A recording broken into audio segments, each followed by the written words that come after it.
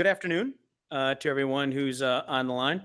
Wanted to welcome everyone today and thank you for joining us for our webinar about running SAP in the Google Cloud. Just a couple quick housekeeping items. Just want to let everybody know that we will be sending out a link to the recording afterwards. So everyone who signed up will get that link. Also, we would ask that if you could please mute your phone or mute your line on your computer, however you've joined us today, just to reduce any background noise that might be occurring. And so that's all I have for that. With that, I would like to introduce Nick Miletich, who will be doing the presentation. And Nick, hand it over to you. Thanks. Good afternoon, everyone. As Frank said, my name is Nick Miletich, and I will be the presenter today talking about how to run SAP in the Google Cloud. So the agenda today we're going to go over is really we're going to start out why GCP for SAP, and then we're going to go into a few of the details around how you would choose certain components within GCP for running your SAP platform on there, and a few key supportability discussion points. And then I will go into a few design and architectural considerations for deploying SAP and how to migrate your environment or how to deploy net new environment of SAP. And then we'll open it up for some Q&A. So a little bit about me. Again, my name is Nick Miletich. I work for Managecore, basis technology firm focusing in SAP technology. Been doing it about 15 years, and I focus heavily on the solution architecture side of the house, so designing and architecting where SAP sits, how to architect it for your business, whether that's HA, DR, different cloud solutions. So we're going to start off with why GCP for SAP. And really it has a few keynotes. Number one, first and foremost, there's an extensive infrastructure. So you really have as much infrastructure as you need when you need it. It's completely on demand. The payment options as well. I mean, you truly pay for what you use. There's sustained usage discounts. There's per second billing. I mean, really for whatever type of financial model you're looking for, GCP offers it. If you have to spin up application servers on SAP because of workload issues, or maybe you have a busy season, maybe you're doing, your business is in retail and you need a lot more horsepower during the, Christmas months, that can happen with GCP. The deployment model as well. You can design images, you can design custom images, you can deploy sandboxes in GCP. Let's say you just want to use it for DR. I mean, there's flexibility with how you can use the environment. And then additional technology offerings. So GCP isn't just an infrastructure platform. You can use additional products such as Bigtable, BigQuery, things like that can augment and help run your SAP landscape as well.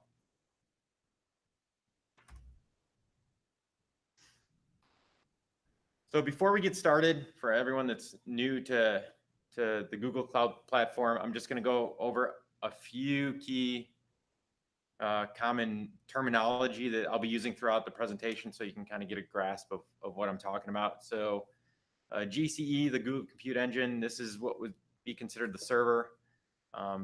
Persistent disk, this is what you would consider traditional SAN storage. So block level storage, this is what you would put the database on. So if you're running, SQL Server in your SAP landscape, this is where it would go. Cloud storage is really inexpensive data storage. So it's object-based storage. So that's where you're going to take your backups and put them. So you're going to store them in cloud storage. If you're doing snapshots, if you're doing images to create sandboxes, that's where that would go. And then regions and zones, which I'll get into a little bit into the presentation, but you can consider a region as a kind of a geographical location, and a zone is as really your data center. And then a VPC, which is the virtual private cloud, and you can consider this your core data center. So if you're deploying an instance of SAP, it's going to be within a VPC. So that's your network within that data center.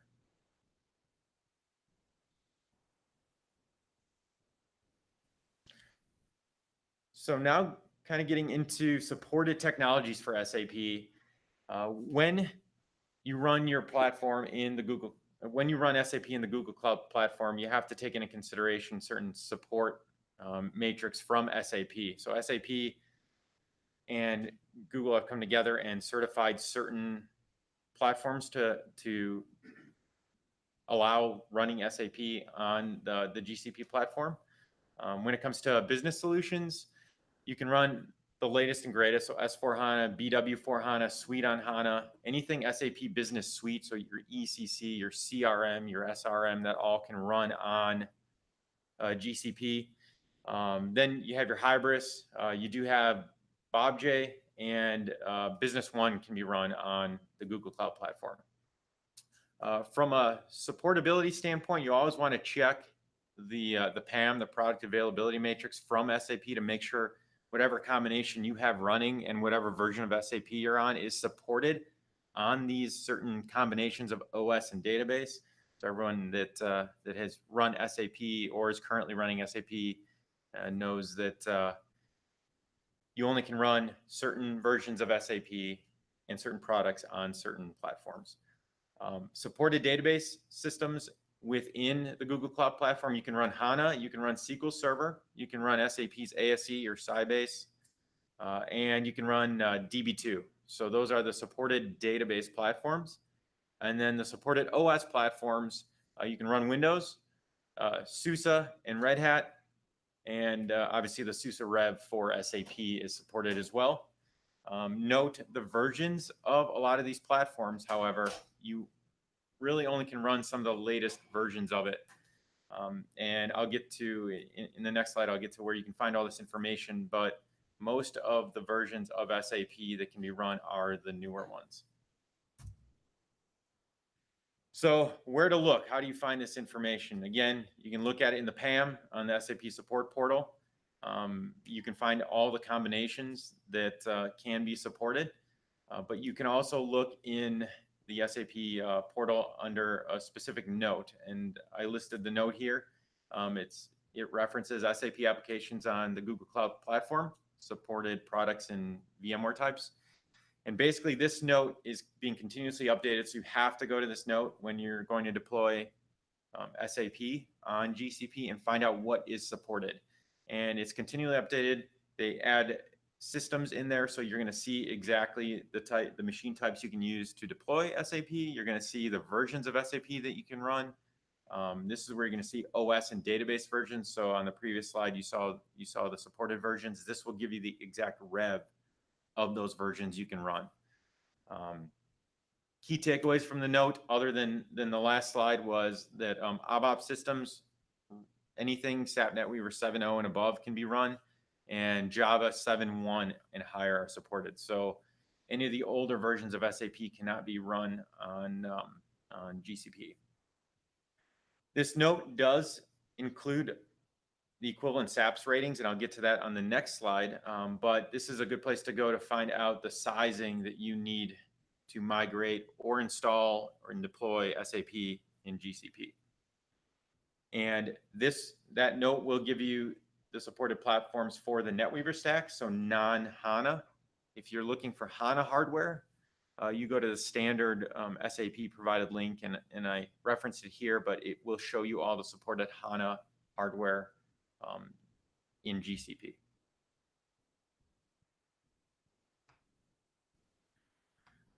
So on this slide, you can see the two screenshots. The one on the right is taken from the note that I referenced, and it applies to all NetWeaver stacks, so it does not apply to HANA. And the one on the left applies to HANA. So that one on the left are the current supported platforms for HANA running on GCP. A few key takeaways. I'll start with the HANA one. You'll notice that the two right columns are critical when you're looking for what to run your product in the Google Cloud Platform. Some only allow clustering, some do not allow clustering, so that's going to be key when you're deploying scale up versus scale out in HANA. And then the scenarios and limitations are key as well. And you have to check your version of SAP against these because it continually changes and certain machine types or instance types are only supported for certain platforms. So for example, if you're looking at the first, well, let's take a look at the N1 HiMem 96, the 624 gig system. If you're looking at that environment, you can see that it's supported for OLAP and OLTP, Red Hat release 7.3. It cut off a little bit, but that means that I cannot run Business One on there, for example, right? Because not that there's going to be a 624 gig Business One environment, but that environment is for OLAP and OLTP, meaning I can run S4 HANA, I can run BW4 HANA, I can run NetWeaver, any NetWeaver Business Suite product, but it has to be on Red Hat release 7.1. So the key takeaway for that as well is that, again, I'll reference the PAM, you have to go to the product availability matrix and see, all right, for a certain rev of S4 HANA, if I'm going to run it on this particular instance, what is supported for Red Hat 7.3, right? So you have to make those correlations. You have to go and do the research to make sure that the exact rev of what you're running is supported for that platform. The note on the right is, again, standard NetWeaver, so non-HANA specific. And that is a little more relaxed. So for anyone that's sized SAP, what SAP has done is they tried to correlate and figure out how they can take any type of platform, any type of hardware, and figure out the performance of it. And they've done that by a metric called SAPs, go figure. But the SAPs rating is exactly how much horsepower a particular platform has for running SAP. So you can compare it against GCP if you're running SAP today, let's say in a different cloud, or you're running SAP today on premise. You can compare it to the hardware that you have. All hardware vendors with certified hardware have a SAPs rating. So what you can do is take this number and compare it against what your current hardware is, and it'll tell you, my current ECC production environment runs 8,000 SAPs today. So in order to do this, I probably should do the N1 HiMem 16 or some equivalent of that. It's higher. It's not, the N1 HiMem 8 might be too low of a performance for what I'm running today. And that analysis can be done easily with a SAPs rating. So again, they've provided the SAPs rating here. Google's done the testing with SAP to provide this, so it's readily available. One thing to note is Google does offer custom machine types, so you can, the memory and CPU. However, what you need to note on that is that SAP hasn't done the SAPs rating for that. So you can run SAP on it. However, SAP generally doesn't recommend that, and SAP generally says stay within one of these exact VM types, because if you don't, they've not done the testing to guarantee or certify that you're going to get the performance you're looking at. So is SAPs like for the applications part, or is it for the HANA database part, or both? Application. So okay. it's nothing to do with sizing the database. Correct. Okay. Correct. It has to do with performance of the application itself. So you're sizing multiple things: the SAPs for the app, and then the database separately. Correct. So now getting a little more into where to start. So choosing a location. So as I mentioned earlier, there's regions and there's zones within the Google Cloud Platform. So you think of zones as physical data centers, and you think of regions as geographical locations. So the screenshot to the right shows the current regions and their zones. So if we take, for example, US West 1, that is a region, and US West 1, A, B, and C are all separate zones. They're all separate distinct locations within that region. This is where you're going to start. You're going to figure out where you want to run SAP. A lot can go into this decision. Specifically, where's the geographical location of your users? You want the least amount of latency. Compliance comes into play. Some of these zones maybe have certain compliance, whereas some others do not. So if you are an SAP client that needs specific compliance or needs to meet regulatory requirements, you should look into exactly where to run these environments. And then certain GCP services. So not every service is available in every zone or every region. So make sure that the ones you are choosing have the appropriate resources you're looking for. And resources could include, persistent disk instances, different machine types. Those are all going to be generally zonal resources, and you're going to try to figure out which location has that so that you can run a specific product. Does per minute billing or per second billing matter at all with SAP? Generally, I'd say same usage discounts probably does, but is there any scaling by the minute or anything that happens at the application layer or no? Generally not. No, SAP is a little more archaic, and it takes a lot of tuning to get it working correctly.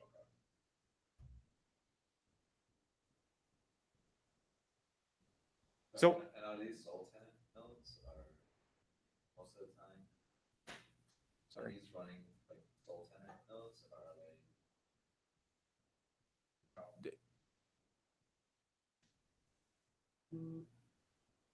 So from networking design, once you've picked your zone or your region, you need to connect to GCP. So there are really three standard options when connecting to GCP. From an SAP perspective, you're probably going to either do a dedicated interconnect or you can do a cloud VPN. Generally, we see the most clients doing a cloud VPN. Mainly, it's really easy to set up. It is not quite as expensive as a dedicated interconnect, and generally the bandwidth requirements don't require the speed of a dedicated interconnect. Again, it is completely dependent on the client. It is completely dependent on what you're doing with SAP. If you decide to run just ECC in GCP but have a BW system on-prem, and you're doing a lot of data loads, a lot of nightly database data refreshes, a lot of that could impact how much speed you need. A dedicated interconnect, basically you're extending your corporate network into GCP. It doesn't ride through the public internet. It's a 10 gig link, and it gives you access to private IP address ranges that you generally use for SAP.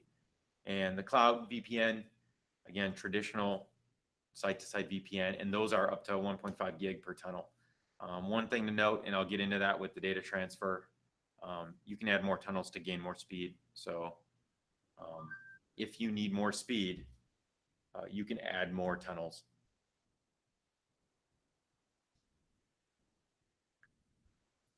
I'm not going to dig it too far into the details of this, but just at a high level, networking within GCP, just like your standard networking that you would have at an on-premise solution.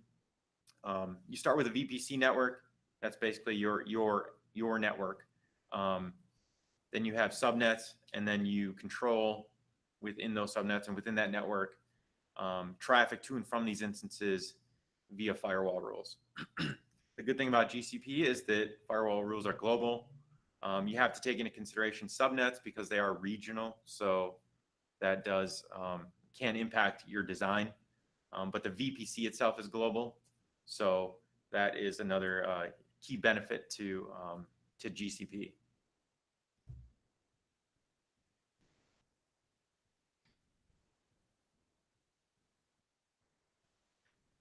Again, kind of something unique to the Google Cloud Platform is resource hierarchy. Just at a brief overview, this is kind of the start of segregating out resources. You start with an organization, which would be your company, and you dive down into what GCP calls folders, and basically you can group resources and projects into folders. And that could be a department in your organization. That could be a team. So maybe you have an organization where you have a specific resource that requires just finance to see. You can segregate that out. And then projects. Really, projects are the key base level hierarchy to allocate GCP resources. So you need to allocate projects in order to allocate resources. So just at a high level, for those of you that aren't too familiar with the Google Cloud Platform, this is the start of how you would segregate out resources and assign security. And then from that, again, at a high level, everyone's familiar with identity access management.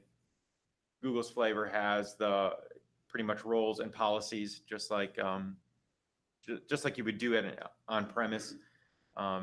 Primitive role, predefined roles. I'm not going to get too much into them, but one is more broad-based and one is more in-depth. It's a more specific role. And then you have policies, which are groups of roles you can assign, and that is high level how you would handle getting users access to these environments. With SAP, it's a little different. Depending on how you connect up to it, you could use a few different methods. For those users that are veterans to SAP, most of you will be using the SAP GUI, and most of you that have deployed HANA will more than likely be getting your feet wet or using Fiori, which is based off of HTML5, which is web-based. So access may be a little different. However, this is a good starting point.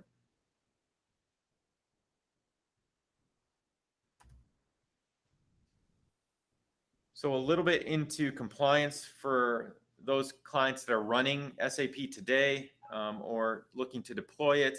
You may have specific requirements for compliance, and that's big these days. So FedRAMP, PCI, HIPAA. This is just a brief overview. You can go to the link to see all the compliance that GCP has to offer.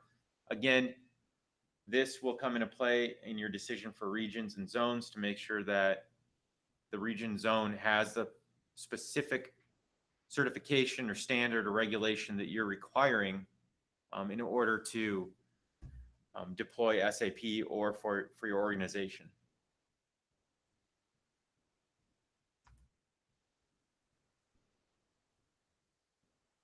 So a few additional considerations. There are additional notes you should look at when you're deploying SAP. There are support prerequisites.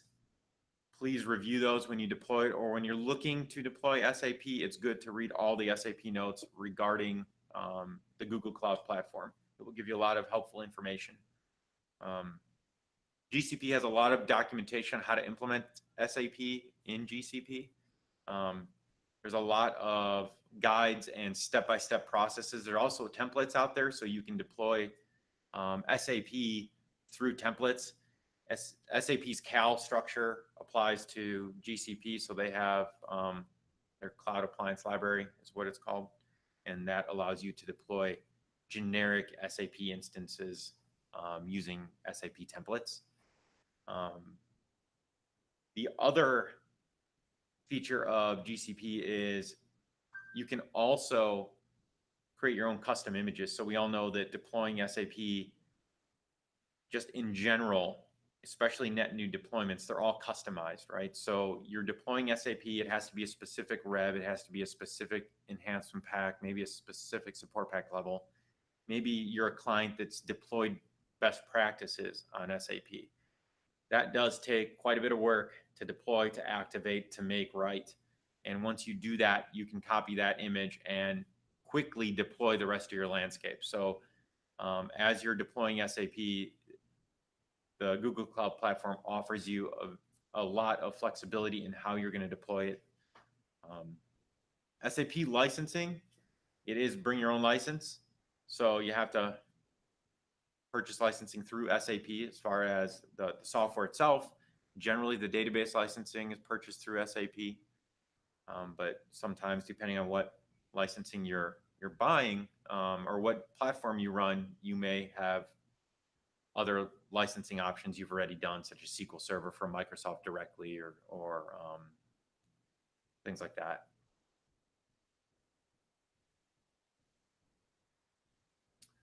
All right. So now getting a little bit into the landscape itself.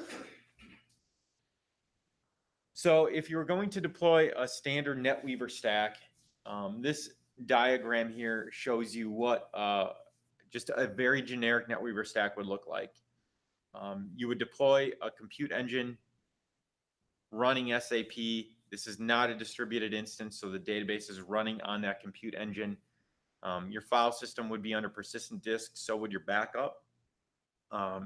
If you were going to deploy SAP and the database together like this, the file system would also be more than likely split up into a few different persistent disks, mainly to segregate out the database itself, because you are going to run the database on this single compute engine.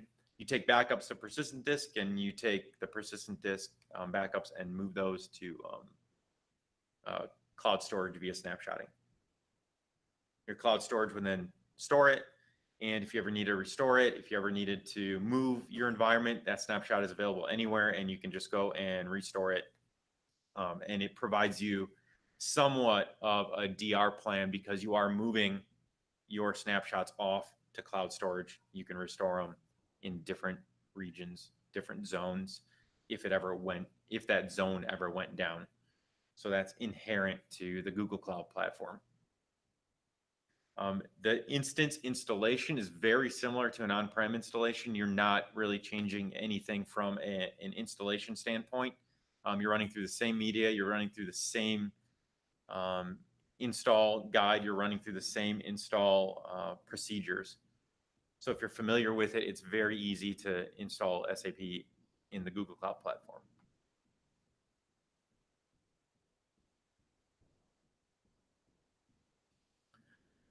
So here's an example of a HANA environment if you were to deploy HANA.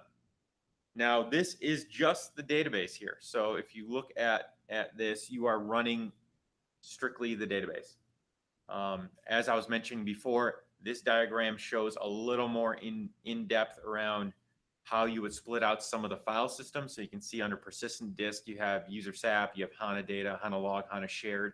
That would be the same whether you run HANA or not. SQL Server has the same thing, ASE, any database platform. This is what your database platform would look like.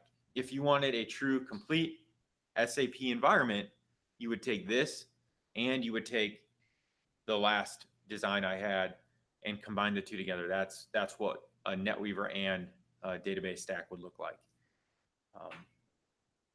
From this instance, you can see that users are connecting through either HANA Studio or a Bastion host. There's multiple ways of connecting to the environment. This doesn't really take into account the SAP application. It takes into account the HANA application, the HANA database, which most users would connect through HANA Studio to do all their development work, to do all their access to queries, to views. All of that's done through HANA Studio. But the same type of rules could apply for SAP GUI. They could also apply for Fiori. So if you're running any of those products, especially Fiori, you can add that in here. Generally, for those type of designs, you're looking at some sort of distributed instances, maybe a few web dispatchers, and load balancing through that as well.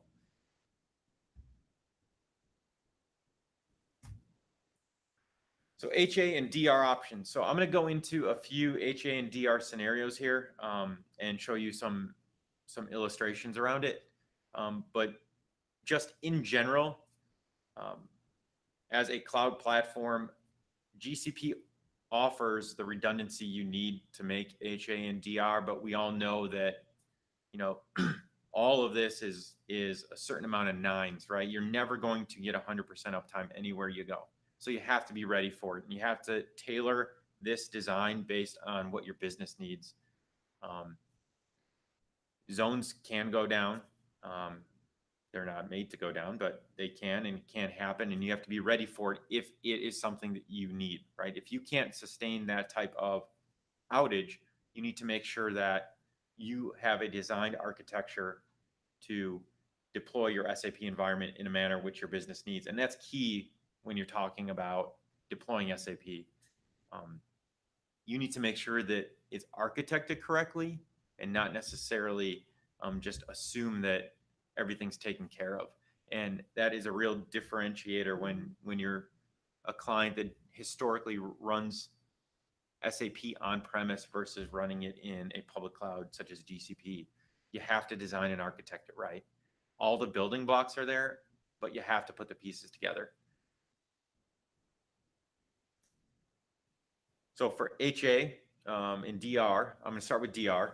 The following diagram, it shows and depicts how you would do DR, and it really is the same mechanism as I was discussing earlier on. Without any software products, what you're doing is you're taking snapshots and you're moving it to cloud storage, and that cloud storage is available to be spanning any region, right? So in the event that a zone goes down, you can move it to a different zone, you can move it to a different region, you can restore your system. Obviously, this DR will and the design will be impacted by RTO and RPO, right? So your recovery time objective, it's going to depend on how quickly you need the system back up, and your recovery point objective is going to dictate how much data you can lose. So that's something to take into consideration when designing a DR and HA strategy. A design like this will be really limited to the amount of time you can take a restore and spin the system back up. Again, it'll also depend on what type of database you're using, how large your database is. If we take HANA, for example, when you restore HANA from a snapshot or just turn it back on, right, everything's in memory. So when you turn it back on, everything has to load back into memory. So just inherently from restoring from a snapshot could take a significant amount of time to load that data back into memory, depending on how big it is, right? I mean, it could take, on average 45 minutes to start back up. And that's a significant amount of downtime once you have to restore it. So something to take into consideration when you're doing DR. Now, depending on the database, you could also use database specific services to do DR and HA. So HANA offers HANA replication. It's a built-in tool set, and you can stand up 2 HANA instances, you can transfer data over, and it just continuously replicates. If one system goes down, you don't have to load all the data back into memory. It's already there, it's already loaded. You're just taking a snapshot of your NetWeaver instance, turning it back on. That takes a couple minutes to spin up, and you're back up and running. So there's a lot of other features that you could use. Sybase has the same thing. SQL Server has their always-on products. So there's all different products that offer a little more robust features for DR. So HA, similar. HA for the for the SAP application itself is generally going to be done using SAP techniques and a product, so clustering software. So Red Hat has their own, SUSE has their own Microsoft clustering. All of that can happen with SAP. And that is how you would approach high availability if you're looking to truly have your SAP environment always up and available. Now, what you can do, depending on how highly available you need, this doesn't take into consideration your database, right? This is just the application itself. If the database goes down, you still have the same problem. This just makes the application highly available. You can do the same thing with HANA, for example, and add another layer onto this to do HANA replication. And basically what that would do is it would cluster your database software, it would cluster your SAP application software, and no matter which one failed, it would just be always running. Again, SAP is a little bit archaic in the design itself on the back end. So with that being said, you have to design it for fault tolerance. You have to almost install it in a manner in which you can keep everything running. What I didn't add on here, the ASCS instance always has the ERS instance, so the NQ replication server. That's the heartbeat of SAP. If that goes down, SAP goes down. So that switches back and forth with clustering software. That is only one piece of it, right? The database itself, if that goes down, you have a bunch of users just sitting there really doing nothing, and you would consider that an outage.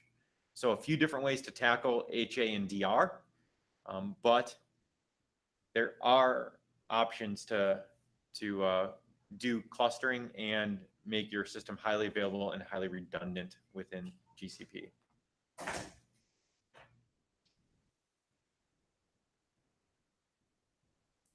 So now getting into a few migration techniques. So how do you move SAP into GCP? So net new installations, it's very straightforward. I mean, you are just installing SAP. Again, as I mentioned earlier, you can create templates, you can create single instances customized to what you need and just continually deploy them. That is the recommended approach, mainly because you're not reinstalling SAP every single time. And Google offers great documentation on how to do it. Migrating, the standard approach is to use standard SAP homogeneous or heterogeneous migration techniques. So going through their process using the tool, the migration tool set to migrate this environment, you can do that in GCP. And again, if you're using a heterogeneous migration, you can change your OS and DB platforms. And one item to note for that is SAP doesn't support Oracle in GCP. So that is one area where you could use the migration tool set to migrate Oracle from off of Oracle onto HANA, onto SQL Server, whatever other platform it is that you like to migrate to. But you would use standard tool sets. So there's nothing fancy that you have to do. There's nothing special you have to do.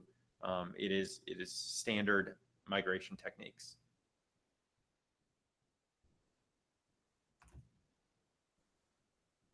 And again, diving into a few of these migration techniques, I mean, standard SAP approach, you really start with your planning and your blueprint, and then you go from your sandbox deployment. So you're going to deploy a sandbox environment in the GCP platform. Then you're going to move to development. You're going to migrate your QAS or install QAS and then get to production. And by then you'll work the kinks out and go into steady state support. Very similar to any standard migration if you're running SAP that you've been doing. Some key takeaways that you want to test out when you're migrating is obviously connectivity, but not only user connectivity. SAP tends to be connected to a lot of third-party products.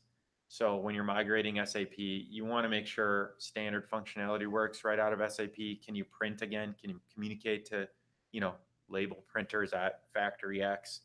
Do you have bank file transfers that generally happen every night? Do those work? All those type of third-party applications you want to make sure work and need to be part of your testing plan when you're migrating SAP. A lot of those kind of get missed along the way, and it's a good idea to put those in your QAS testing plan to make sure that all your functionality works.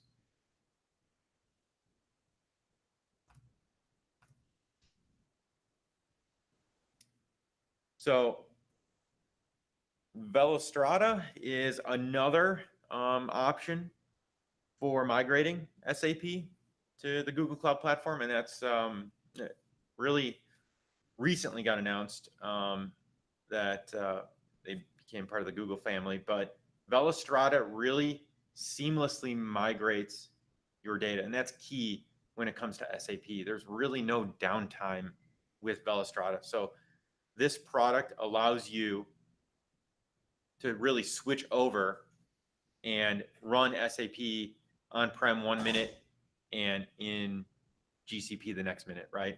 It takes a little bit of setup and legwork, but once it's up and running, basically it's replicating data over, and it's continually replicating that data from your on-prem SAP environment to GCP, and then you just flip the switch.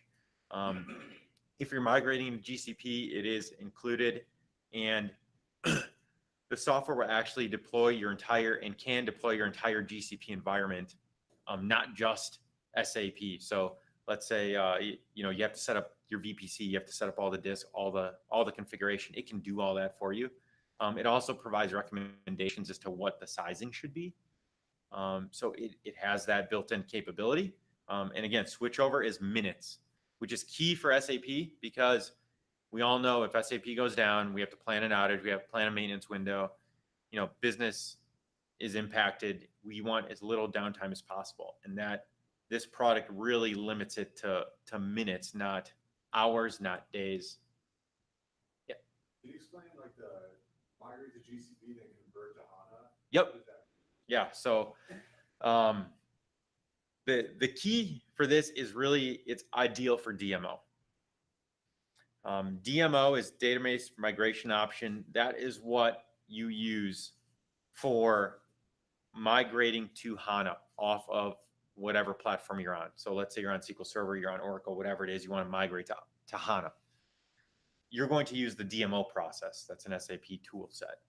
DMO is not suited for streaming across internet, network, whatever, right? It is not suited for doing that. It's suited for doing it on premise, right? Or within one location.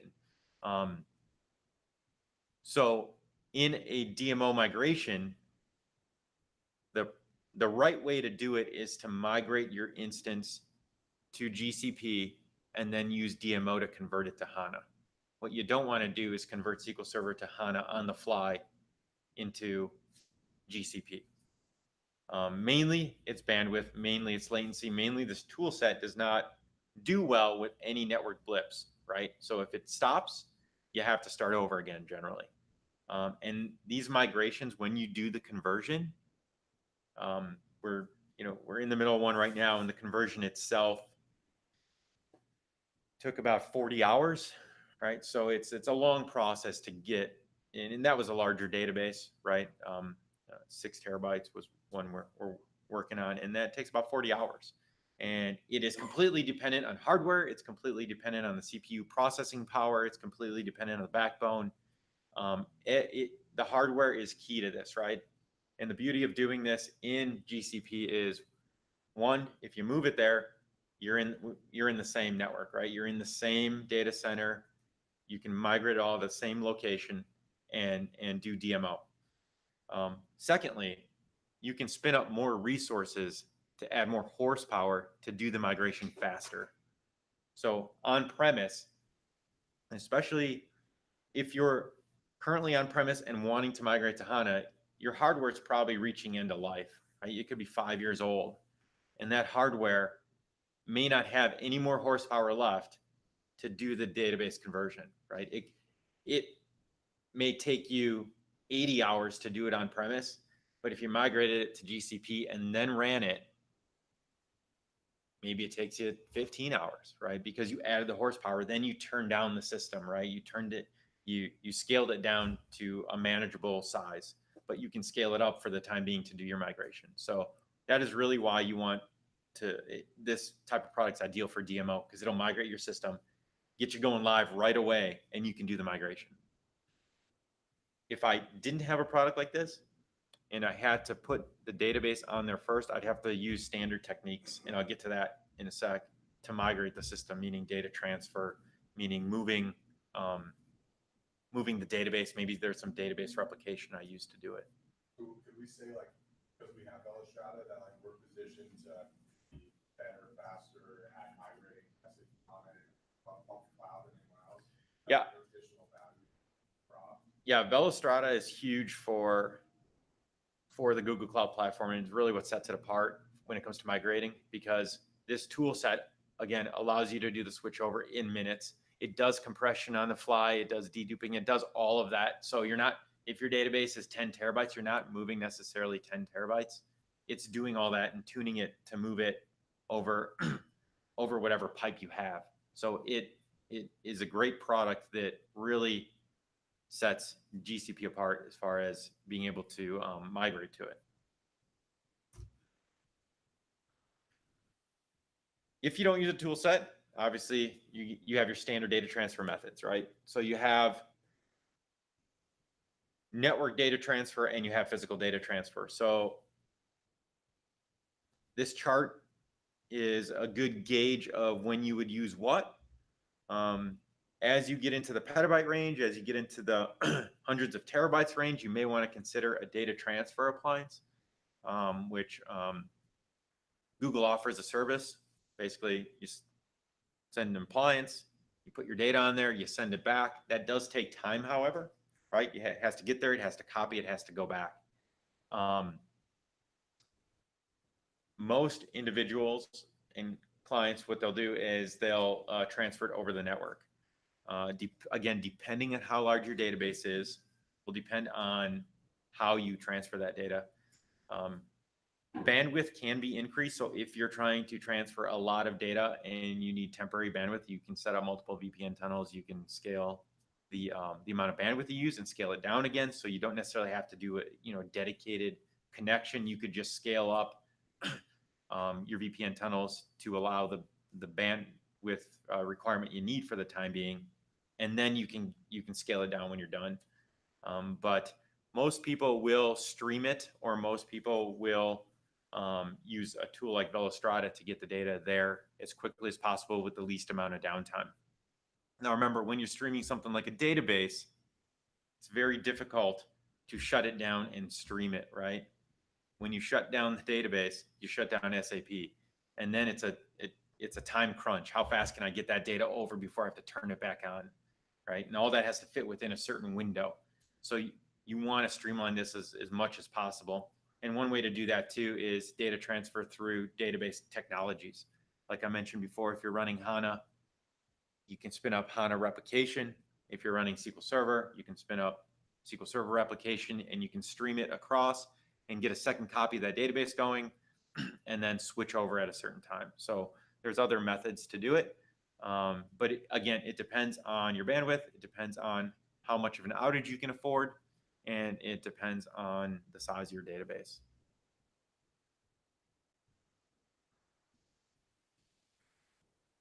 Okay, so just going in a little bit about and a public cloud as a service and what we do as far as Managecore.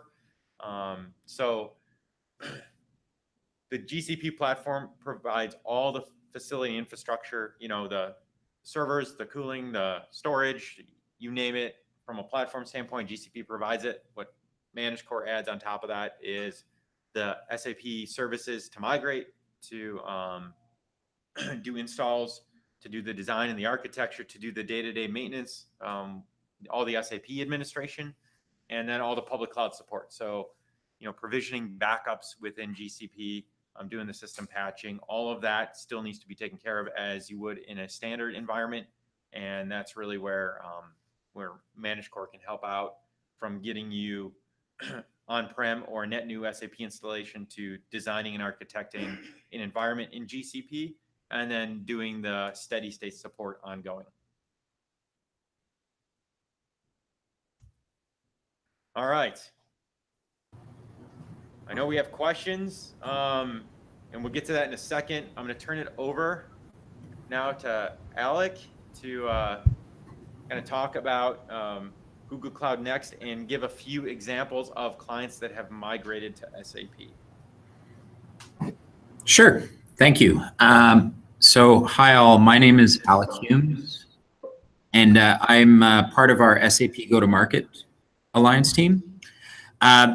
The SAP and Google Cloud Alliance has been fastly evolving over the last year and a half since we first initially announced it. And we had a number of really interesting product integration announcements around the full size of HANA instances we can support, integration with our big data solutions across BW, HANA, and other solutions. And there's more and more joint development that's happening from the product teams, both with SAP and Google. And we actually have a number of announcements that are upcoming, as we have our biggest conference of the year coming up in a couple of weeks in San Francisco. So we wanted to just highlight the fact that this is a very strategic partnership between SAP and Google, with executive sponsors all the way at the top levels of our organization. And we are continuing to invest about how SAP clients can not only lift and shift their SAP environments into a public cloud, but actually work to eliminate risks as they work towards an upgrade roadmap, and actually think building solutions for what's next, leveraging a lot of the power of Google Cloud Platform across big data, AI, ML. And as we do more and more joint solutioning, we're very excited to do about that. Can you move forward?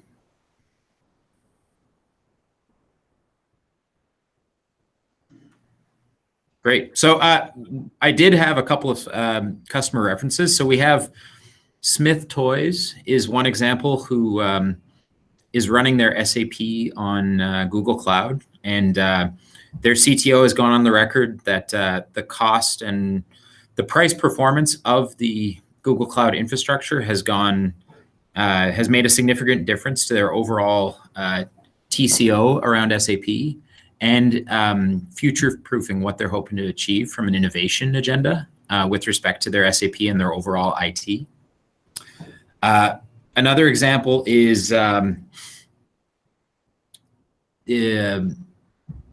we had Tory Burch, the retailer, who recently has migrated their HANA onto Google Cloud Platform, and similarly has been a public reference stating how they wouldn't be able to achieve their future goals with respect to their SAP instance were it not for being able to migrate onto GCP. And as they've done their upgrades, that's actually mitigated a lot of the risk. And now they have an AI agenda that they can tie into their SAP instance. And we expect to have a couple more announcements at our big conference at Next. But thank you all for the time. And thank you, Managecore, for pulling this together. Really appreciate it.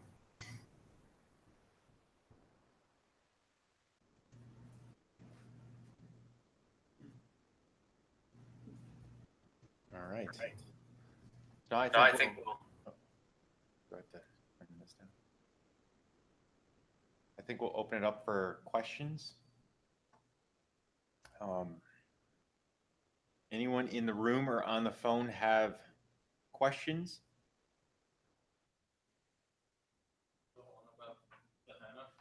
Yeah. The setup said that it was the architecture showed that it's through an SSD. Does it have to be The database itself? repeat a question or two? So the question was, for HANA, does it have to sit on SSD? Yeah, that's what the architecture. Yeah, so most of those files do have to sit on SSD. Yeah, it requires specific configuration.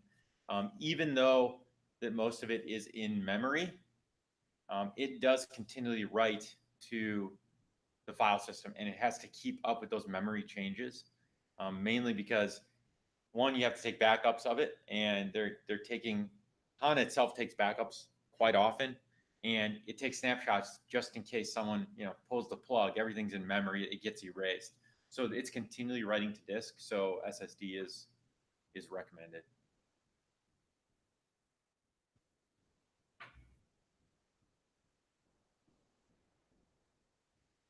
Okay. Yeah. In your DR slide, you had where you were saving it off to cloud storage.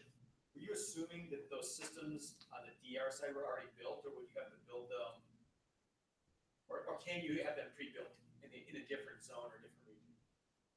You could have them pre-built. I guess the question was, in DR, can you have the systems pre-built in a different zone or region? And the answer is yes, you could have them pre-built and turned off. But the benefit about Google Cloud is that the VPC can span it all. So they are different subnets. You could build it, but you don't need to. For the DR, is there a specific version of cloud storage that you would use? Like, would it use old line or new line? Yeah, the question was, from a DR perspective, what kind of cloud storage would you use? I think it would be dependent on the situation, really. I don't know that I'd have a specific recommendation right off right off the bat. I wouldn't probably be using cold line storage to do that. Yeah, I probably, you're right. I wouldn't even probably be using nearline storage to do it. I'd figure out dependent on how frequently I needed to restore that database, because I could use the storage too to do refreshes. So within SAP, you do system refresh. So I'd take a copy of production and restore it. Some clients do that quarterly. Some clients do that yearly. Some clients do that weekly. So it really depends on how often I got to get that data back and restore a copy of that database to make a refresh of quality, for example.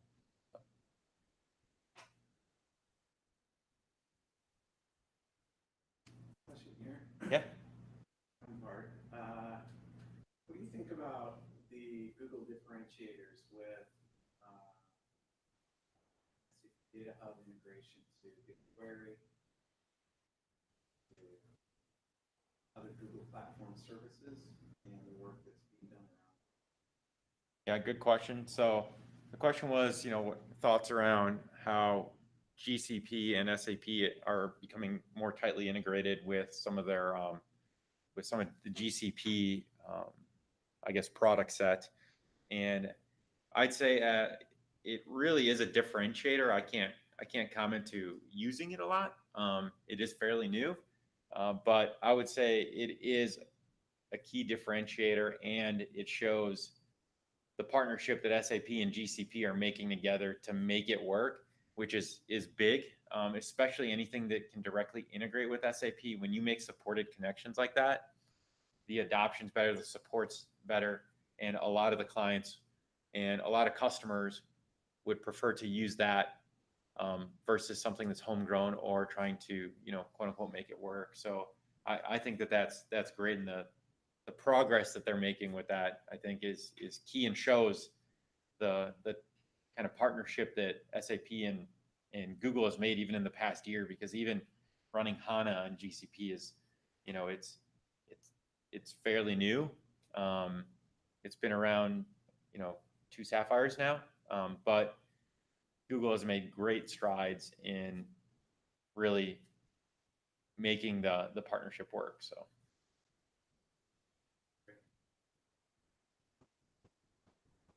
I don't know if anyone has anything online. I can't see. Okay. Any other questions? Can't see it on here. So the question is there a way to geographically?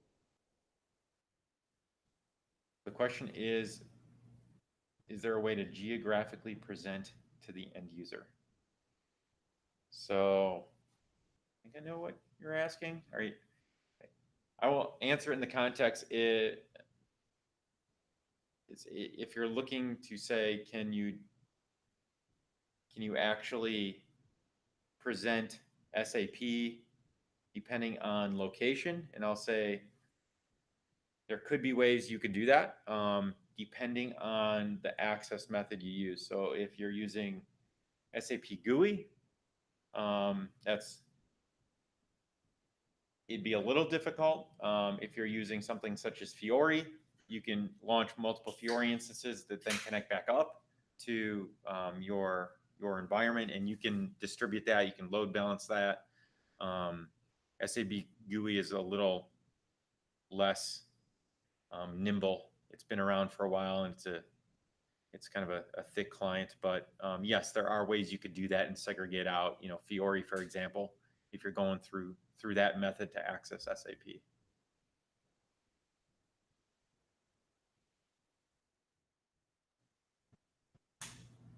All right. Well, I think that's all the questions. If anyone has anything else, feel free to send me an email, and I'd be glad to answer it. I appreciate everyone's time, and have a great rest of the afternoon.